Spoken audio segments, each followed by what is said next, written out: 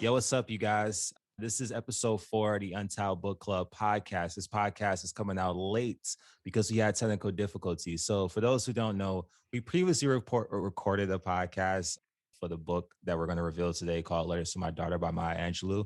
And then we was using some service that shall not be named because we're not going to mess with their business. And then their service crashed on us and we lost a lot of critical files and we could no longer put together the podcast in the way we wanted to. So for this podcast, it's just going to be a little bit different. We're going to keep it short. We're going to talk about our general impressions of the book and just share a couple of life lessons. We're not going to get too much into detail. It's just going to be more of a free flow thing. So without further ado, my name is Terrance Reynolds. I am your co-host. You can follow me on Instagram at Terrance with the extra E at the end, 95. So for those who don't know, that's TERRANCEE 95. And this is, go ahead. Hey guys, I'm Paige Flipper. You can follow me on Instagram, PAYGE_FLIPPER. Super excited to talk about Letters to My Daughter. This should be a good conversation. Yeah, 1000%. So let's just get into it. This is Letters to My Daughter by Maya Angelou. The book it's essentially that. It's about 28 chapters. Each chapter is a life lesson. She conveys these life lessons through these letters and through these stories and these narratives. And it's an overall excellent book. And for those who are Maya Angelou trivia buffs, she didn't have any daughters, actually. I think she had a son. Mm-hmm. But this Letters to My Daughter is more so the daughters all across the world. She viewed all young women, all women of the world as her daughters. And she really wants to share these insights and these thoughts. And I know what you guys are thinking, Terrance, you are not a daughter of anybody. So why are you talking about this book? And I know this is why I'm going to kick it to my co-host, Paige. But I will say this, there are a lot of universal principles that anyone can take from this book, man and woman. And yeah, we're just excited to talk about it. So Paige, would you like to, talk about Maya Angelou, talk about the book? Anything? Yeah. So I do have some facts about Maya Angelou in my calendar. Boom.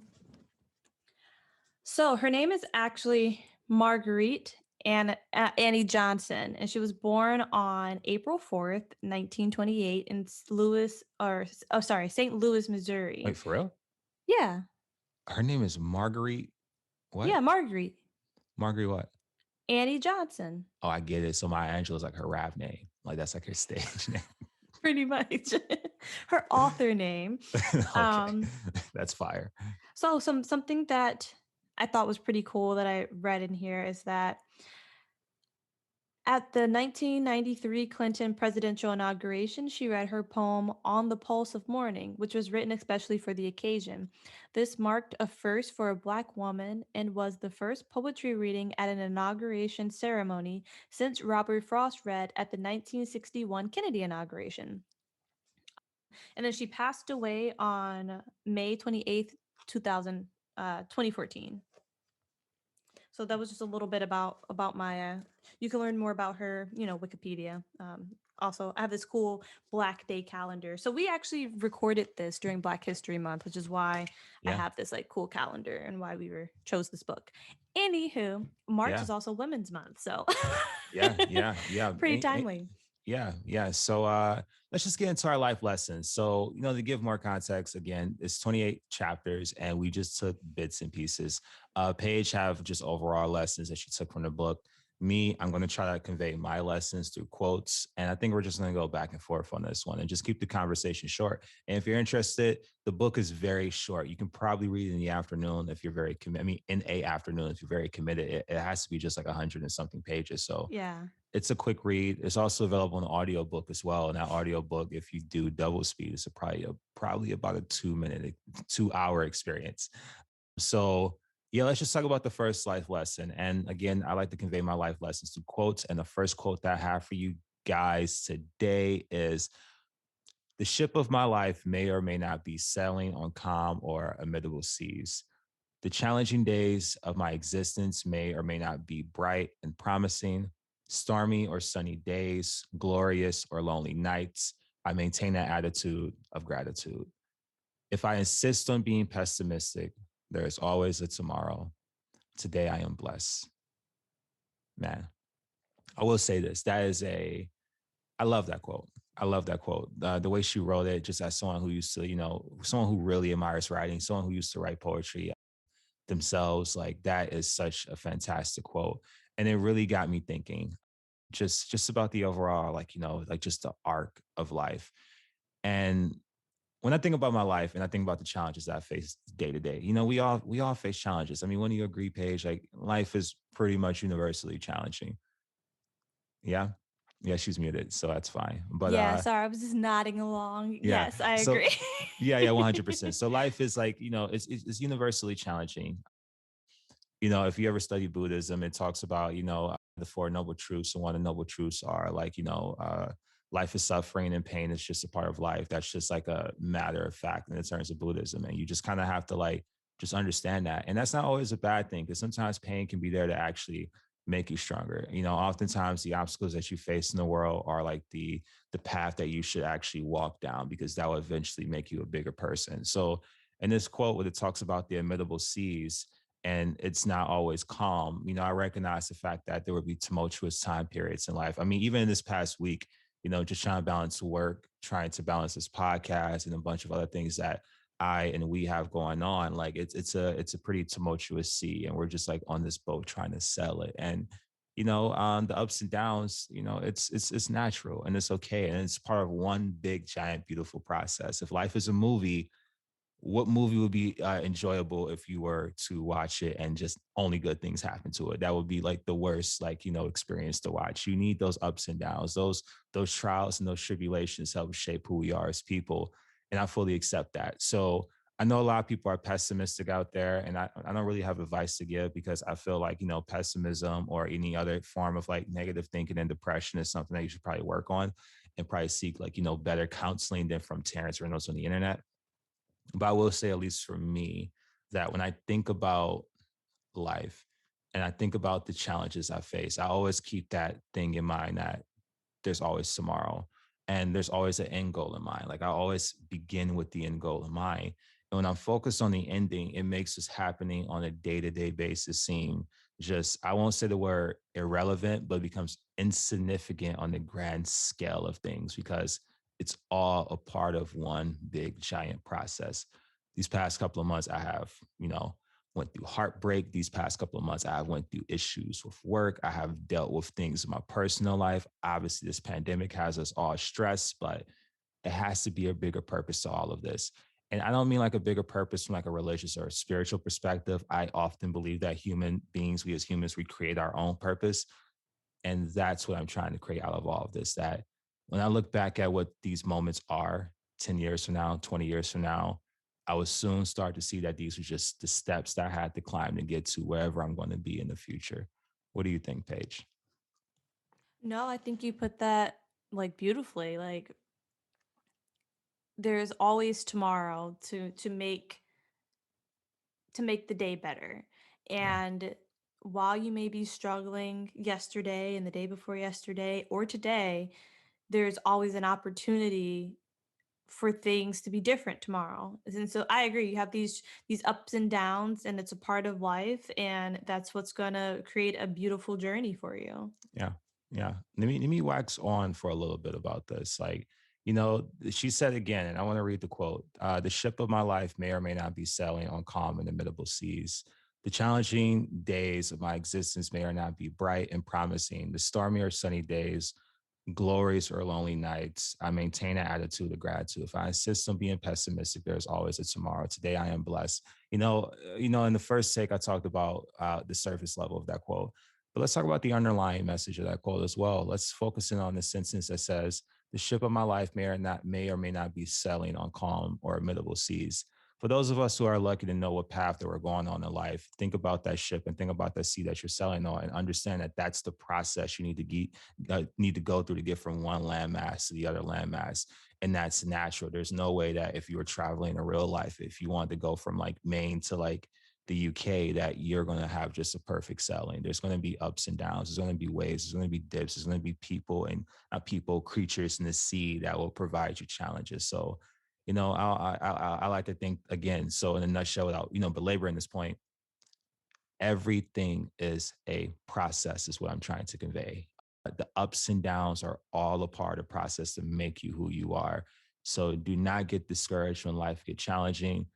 Do not get discouraged when you have negative thoughts. Those are all natural. I feel them. You feel them. It's a part of it. Just believe that wherever it is that you're going towards, and hopefully you have something that you're going towards, that it's worth it. Problems and pain are part of life. We are fortunate enough as human beings to choose, for the most part, what problems we tend to focus on and what problems we tend to go through. And to give context to that, if you are in a good position, if you're in a fortunate position and you're well off in life, we can choose the things that stress us out. We can choose the job that we work at. We can choose what our life passion can be. And if you have that, you're truly blessed. May I also just touch on the fact that she says, I maintain an attitude of gratitude? Yeah, I think that's super important to highlight. All too often, do we take things for granted? 100. And just the act of expressing, whether you wake up in the morning and you say you're thankful for three things, or you go to bed at night and you say, hey, I'm thankful for these three things about my day, expressing that gratitude almost makes you feel better in the sense. So if you are having a rough day, at least from my perspective, again, random girl on the internet here, from my Yeah, perspective, whenever I'm having a really stressful time, when I'm focusing so much on the stressful circumstance, it gets more stressful. But when I focus on the things that I'm grateful for, that helps. It doesn't totally erase whatever you're going through, but it helps.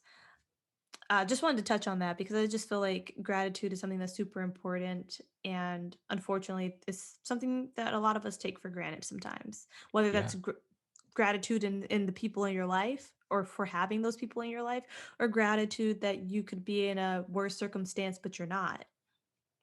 yeah, Yeah. 100%. Yeah, that's quote number one. You want to go into yours? Yeah. And Yeah, so one of the lessons lesson that number one. Sorry, oh my no, bad. you're fine. Yeah, Yeah, yeah. So one of the lessons that I really loved from this book is reject negative energy and have self-respect. In one of the chapters, she talks about her humbly denying word fair. And what's word fair? This lady, Maya and this woman were at a cafe having lunch, conversing, talking about a potential job opportunity. And the lady was being rude, but slick rude, timidly rude. So Maya called her out on it and said, why are you being timidly rude to me? And the lady basically said, I am just letting you know you can't always be right. So I'm just engaging in word fair, verbal word fair. And Maya shut it down in a respectful way. She recognized that that is something that she didn't like in a work environment, and she expressed that to the lady that any job offer that you may or may not give me, just know that I will deny it because I don't like to dibble in word fair for no reason. I like a work environment that's going to be conducive to me being the best person I can be. And it just seems that if I'm in a work environment with you, that you're going to stress me out. Basically, that's what she was saying, but very nicely. I'm paraphrasing, of course. And it taught me so much from the perspective that one, you don't have to put out the same energy that people are giving you. In this moment, Maya even had the thought, or she wrote about it in the book, she had the thought that she could verbally drag this woman up and down the street if she wanted to. But she humbly denied that exchange because for her, she didn't want to have it. It wasn't the space she wanted to be in. So, mm, one lesson is hey, while there's that saying, treat people how you want to be treated, and there's another saying, an eye for an eye makes the whole world blind, there's also this saying, turn the other cheek. There's so many sayings for this. But ultimately, what they're all saying is that you don't have to treat people the same way that they treat you. So if someone is treating you nastily and in a way that you don't respect or feel like you're deserving of, you can reject that negative energy and you can just focus on having your own form of self-respect and walking away from a situation like that. And for me, that was just very that's a life lesson. And there are times in that have been in my life where I wish that I would have walked away from situations and had that humbly denied that negative energy and had the self-respect to walk away. And, it is what it is. It's a learning. It's life. It's part of learning. But that's just something that I wish that I would have known earlier. And I'm glad that she mentioned it in her book. Yeah, yeah, 100%. You know, that's in that book, in that chapter in self defense. I think that's one of the middle chapters, like chapter 16 or 17 or something like that. What I took from it is like you don't have to engage with someone's ego. I know a lot of us we let other people's egos and other people's presence like what's it called affect us. We simply have to understand that people kind of just live in their own world and they live in their own reality. And oftentimes we choose to let other people's realities meld into our own. But we just simply don't have to accept that. If someone thinks a certain way about me, if someone views me a certain way, or someone treats me a certain way, as long as it's not like physical and it doesn't do me no harm, I don't have to engage. Like it's just like I can let that person just exist, and I can just watch that ego just like live as its own independent entity, making its own assumptions and saying its own things, and I don't necessarily have to respond. Because when you think about the end goal, like what do you achieve when you do that?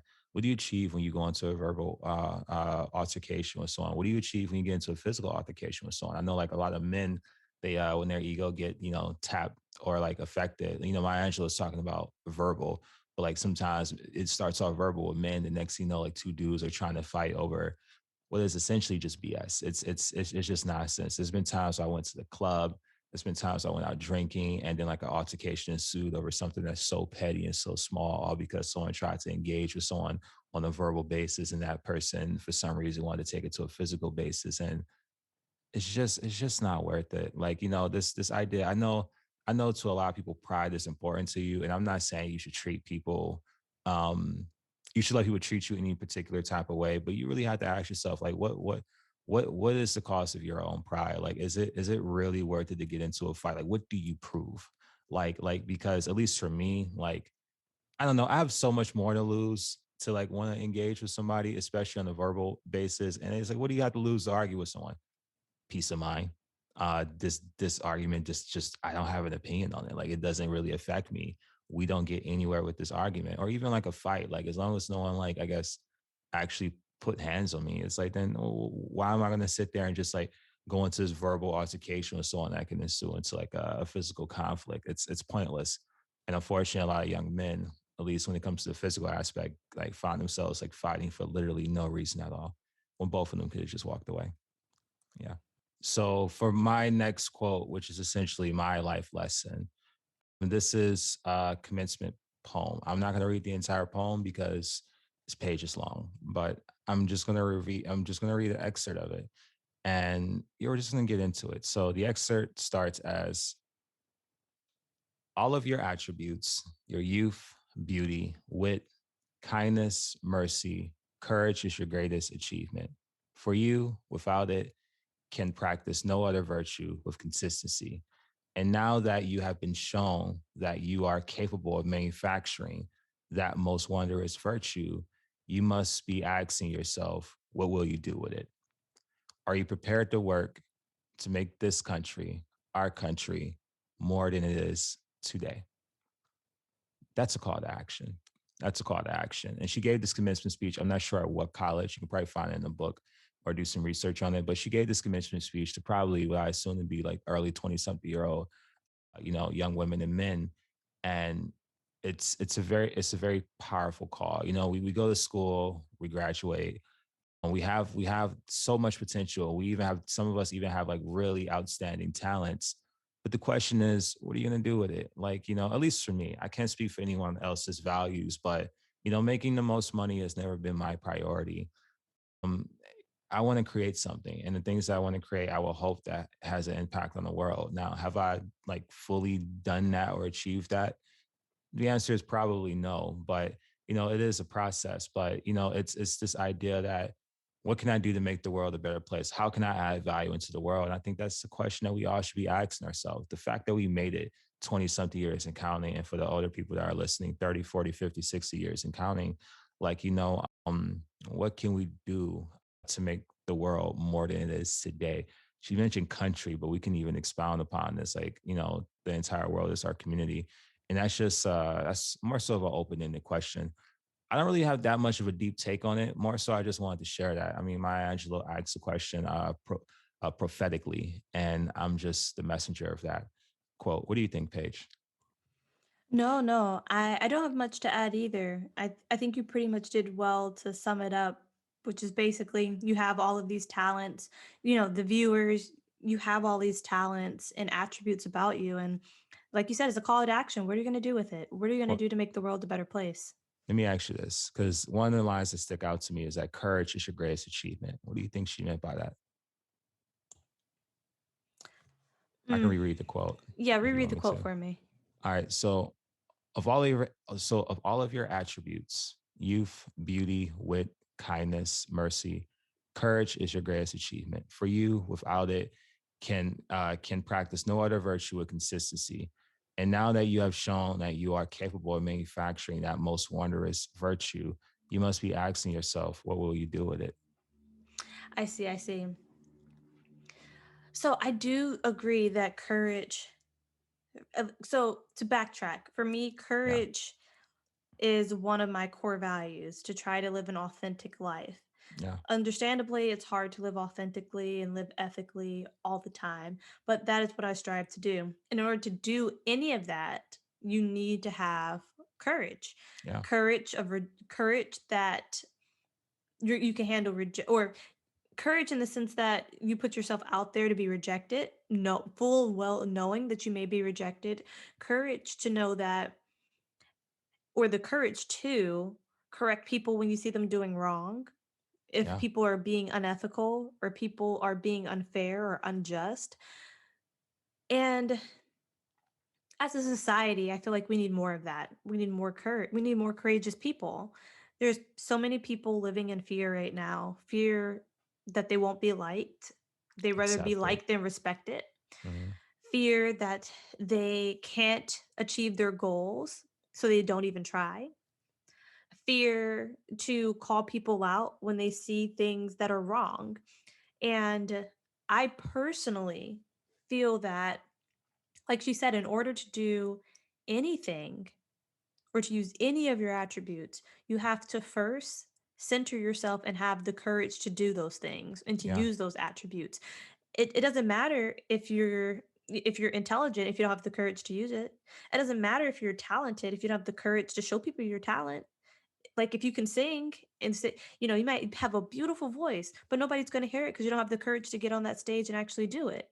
yeah. So I 100% agree. Like, courage is the greatest achievement. It's the greatest thing you can accomplish because with courage, you can do everything else. Yeah. Courage is the ability to like see something that you're afraid of, see something that make you nervous and step towards it.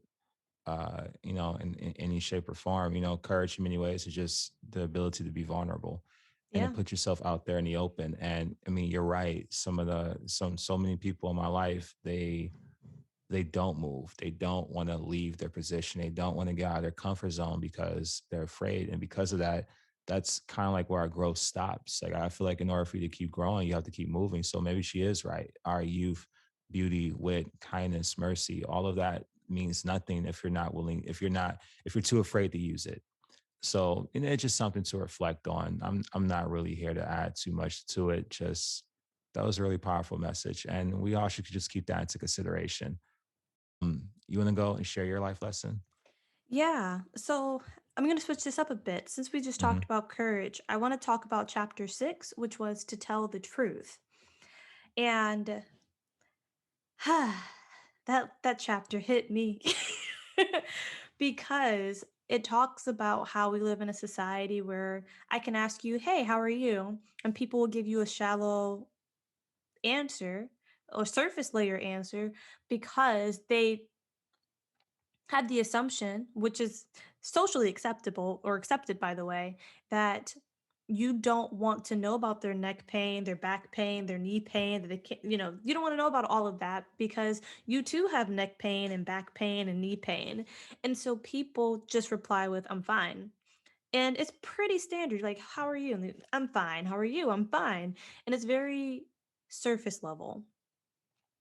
And she was saying that if you become the person to start to talk about all your pain, so if I say, hey, how are you? And then you reply with everything that's wrong, people will try to avoid you, which is a blessing in disguise because then you're able to say, oh, this person didn't really care about how I was, number one. They didn't want the real answer.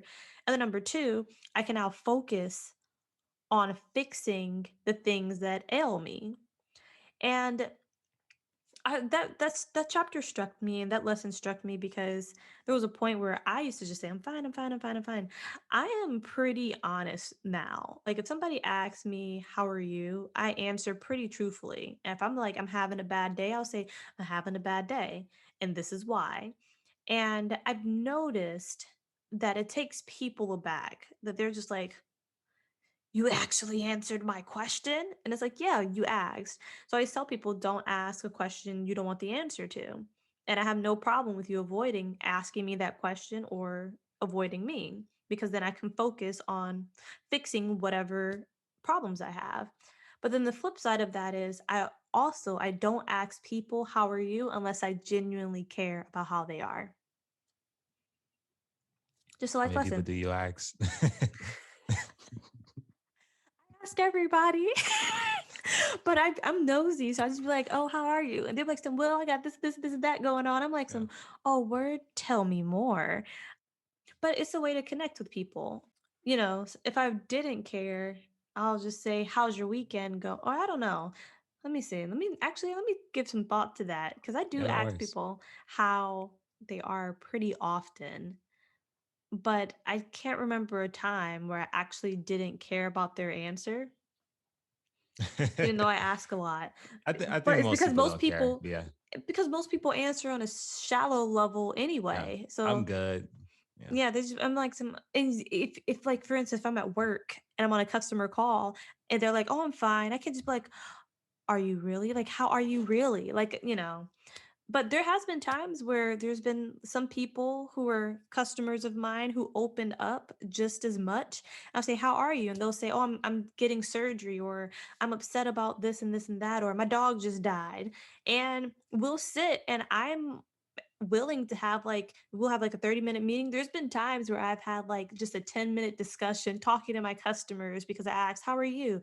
And they said something along the lines of, "My dog died." And we talk about that for 10 minutes because I don't just be like, "Oh, well, my condolences. Let's move on to this product." It's like, "Oh, you want to talk about it?" It's weird. I'd be building weird relationships with people though. So I'm sure they're powerful. I mean, we're so convinced. I mean, yeah, to not reveal our own emotions. I live in Japan, and that's one of the highest suicide rates in the world. And if you were to talk to any Japanese person, most of them probably would tell you in Japanese that I'm good, or I'm doing fine, or in their words, I'm genki, which means I think it means fine or energetic. It depends how you interpret it. And yeah, it has some of the highest suicide rates in the world. Like it's like we have a public face and we have a private face. And oftentimes people are just too afraid to like reveal how they truly feel. And that's not to say that you should give like too much information, but it goes to show you that maybe the most important thing is human connection and empathy. And even in a business where I feel like that's important, like to just simply just talk about business, it just makes us feel like robots. Like to build that connection with that customer, with that client, that person will probably come back because they enjoy the experience of interacting with you. They enjoy the ability that they can be honest and they can be truthful, and you develop a real rich relationship. And oftentimes wealth can be seen as the quality of relationships you have around you, not the money that's in your pocket. So yeah. I wholeheartedly agree with that. It's the quality of the friendships around you. You want quality, not quantity.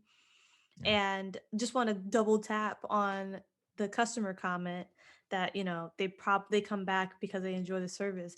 Like it's a two-way street. I definitely get enjoyment when talking to a lot of my customers because we've worked together for over a year now. Hmm. And for the most part, I know things about them. I've seen their children. It's And wonderful. so I visit them in person, and I definitely, like you said, it puts a human element on top of the business. And it all started with asking people, how are you? And genuinely meaning, how are you? Yeah. Yeah. Yeah. So I think I have one more quote to share, which is my last lesson. And that I think that'd be it for me. I don't know if you have one more to share too. And the last one is I came to understand that I can never forget where I came from. My soul should always look back and wonder at the mountains that I've climbed, the rivers I have forged, and the challenges which still await down the road. I am strengthened by that knowledge. Yeah, I really like that quote. My first impressions of the quote essentially because I didn't really prepare any notes for the show. I just took the quotes. And I'm just kind of like just freehanding it, freestyling it, and you can't forget where you came from. Like where you came from made you who you are. The experiences that you have shaped you for who you are. To have regrets, to have wishes that you can change the past. It's almost like a denial of who you are as a person in this present moment. Because how can you want to change something of the past or whatever you went through and not want to change something about yourself? And if that's what you want to do, I guess see each his own. For me, I tend to try to accept and love who I am as a person and where I came from. I mean, no judgment by that, but I'm just simply trying to say that, who I am made me who I was made me who I am today.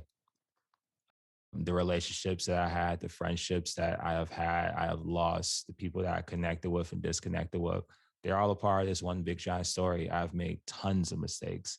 I make mistakes all the time. And, I just realized that oftentimes we view ourselves as the painter in life, that we are trying to paint this image that we're trying to present to the world, when sometimes we should see ourselves as the painting, that we are the thing that's in creation. We are both the painter and the painting. We are shaping ourselves and developing who we are every single day in each present moment. So yeah, I'll never forget where I came from, like Maya Angelou suggests.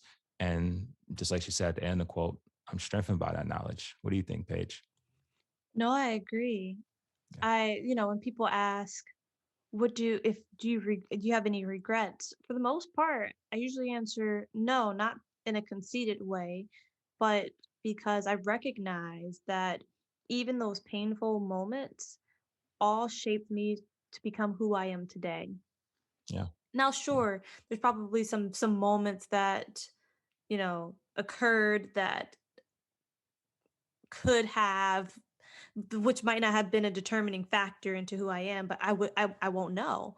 I will never know. Just like anyone won't any not anyone will ever know. And so it's coming to one, learn from those experiences, from those past experiences,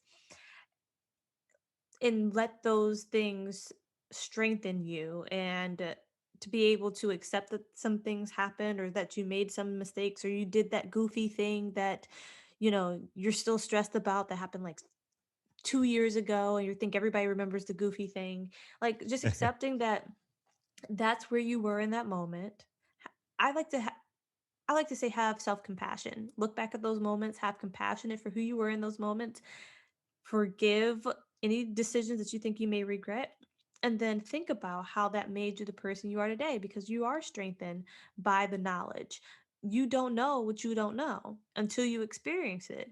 So if you experience something and you touch the stove, are you really regretful that you touched the stove? Because now you know not to touch it. Yeah. You needed that. So when life is filled with hard lessons. Yeah. Yeah. And that's the truth. That's the truth. Maya Angelou is a wonderful author, a wonderful poet. Sorry, I keep saying is, but RP Maya Angelou. It just goes to show you that her words just feel like they were written yesterday. They're timeless. Is there anything else you would like to share for this short version of our Letters to My Daughter's podcast? Yeah, I have one more lesson, Yeah, and the lesson is to respect women. go for she it. she talks about it. I'm just gonna leave it at this. I'm not even gonna explain. I'm just gonna give you these 3 points, and that's gonna be it. Number one, stop policing women's bodies. Number two, stop victim blaming, and this goes for men and women. and non-binary. Stop victim blaming, or stop victim blaming men, women, and non-binary people. And then the last but not least, holds men who do crappy things accountable. There's a particular chapter in the book that if you read the book, you'll understand why I, especially that last statement, why I bring it up. Yeah. Yeah. I'm just gonna leave it at that. Just Yeah. respect everybody, but from Maya Angelou's words in the book, respect women. Yeah, and the reason why we're not going to bring it up because we tried doing this in our previous take of this podcast, and it just doesn't feel like it's a very strong topic, and it's kind of hard to open up about a topic like that and do it in such a short time period. I know Maya Angelou, faced a very difficult situation. That is an understatement, and she writes about it. And there's Yeah. so much valuable information in that story that it would just encourage you to check it out. So the 3 points are, respect women. What was the second one? Stop policing women's bodies, stop Right, victim blaming, and right, hold men accountable for the crappy things that they do. right, right. I mean, that's 100%, 100%. I mean, there you have it, you know. Yeah. So should we close this out? Yeah, yeah. I don't want to make it seem like I'm somber, man. Should we end it on a high note? I'm not. Look, we're both tired. I haven't ate all day. Yeah. It is probably like 2 a.m. where Paige is at. And we have been practically recording and putting work in. So I don't want to make it just seem like, oh man, this is just such a doll. And let's just like, end and let's just talk about this letters to my daughter stuff. Like I'm a pep it up for this Yeah, thing, pep it up, pep because it up. yeah, you need to pep it up. Yo, so in 3, 2, 1, peace. No, I'm joking. I'm joking. Oh my But gosh. so like, yeah, thank you guys for listening. This is Letters to My Daughter by Maya Angelou. This is our second take of this podcast. We have a lost episode that just probably would never come out due to technical difficulties. And yeah, we appreciate you guys for listening. We hope you really enjoy our talk and our takes on this. Our next podcast is about the book Contagious by Jonah Berger. That's episode 5. We also recorded that one today as well because that was scheduled for today, but we had to do 2 episodes at once. So we have a lot of things in store and a lot of changes that's going to be happening for this podcast. So bear with us. We told you from the beginning that we are building the plane as we fly it, and we really hope that you're along for the ride, but there's no seatbelts. Oh yeah. You got to bring your own. So yeah, peace, y'all. This is Terrance from the Untitled Book Club Podcast, and this is also Page Flipper. have a good day. Bye.